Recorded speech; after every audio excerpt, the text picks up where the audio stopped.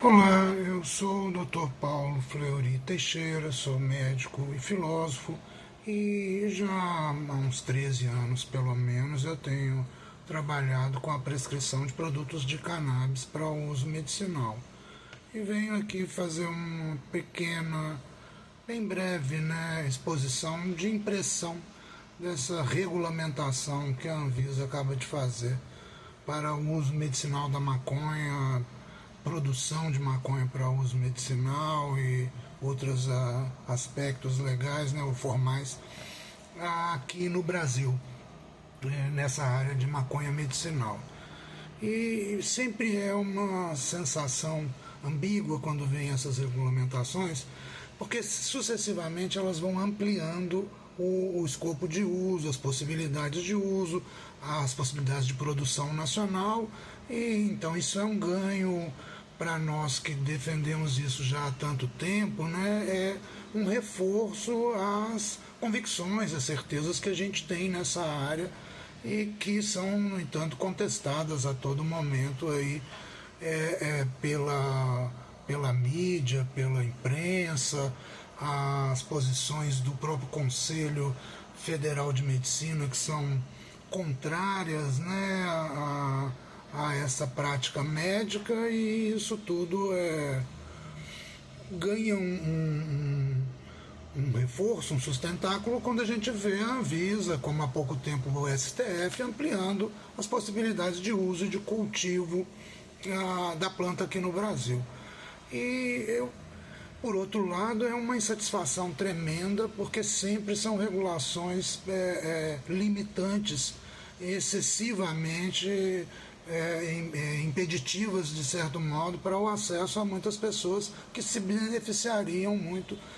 do tratamento com produtos de cannabis. Isso deriva de uma visão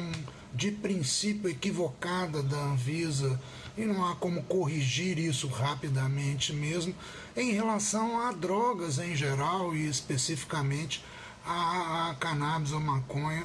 E essa infeliz coincidência, o fato de que a maconha, que se pode usar medicinalmente ou terapeuticamente, é considerado droga proibida, e a Anvisa tem que repetir meias verdades ou falsidades, ou se apoiar em preconceito simplesmente, para poder manter essa condenação que, do ponto de vista médico, é simplesmente irracional, e, portanto, a Anvisa segue sendo irresponsável nesse aspecto ao condenar uma droga com essas restrições, ao condenar uma planta com essas restrições, ao passo que, obviamente, todo mundo sabe, drogas de muito maior perigo e dano para a saúde populacional são liberadas, e ninguém questiona isso. Da mesma maneira, vários e vários medicamentos. Então, quando se pensa especificamente no uso medicinal, é óbvio que, em geral, para todos os casos, em geral, a maconha, o CBD, mas também e principalmente o THC, ou são mais seguros do que os medicamentos que se usam hoje em dia para esses mesmos problemas, transtornos ou doenças que se pode tratar com cannabis ou canabinoides. Então, essa situação em que a gente está, mas quando a gente começou, era um movimento que tinha um conteúdo de desobediência civil, e, de certo modo, continua assim, infelizmente, porque eu tenho convicção e certezas de que muitas mais pessoas poderiam se beneficiar de tratamentos com canabinoides, com THC especificamente, com CBD também, e sem riscos, sem os riscos que os medicamentos têm. Não é de dizer que canabinoides, CBD,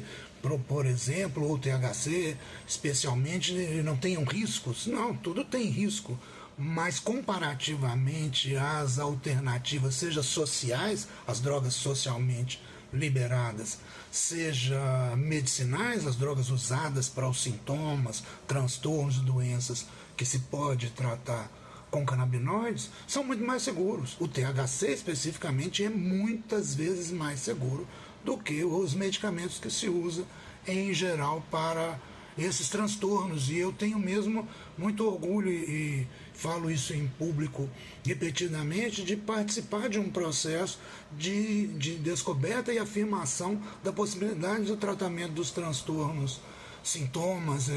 problemas relacionados ao autismo com produtos de cannabis e especificamente, inclusive, com produtos à base de THC. E, infelizmente, isso encontra uma barreira irracional na parte das instituições médicas e científicas nessa área, ainda hoje, aqui no Brasil, e não só no Brasil, em outros territórios também. Mas é isso, seguimos adiante.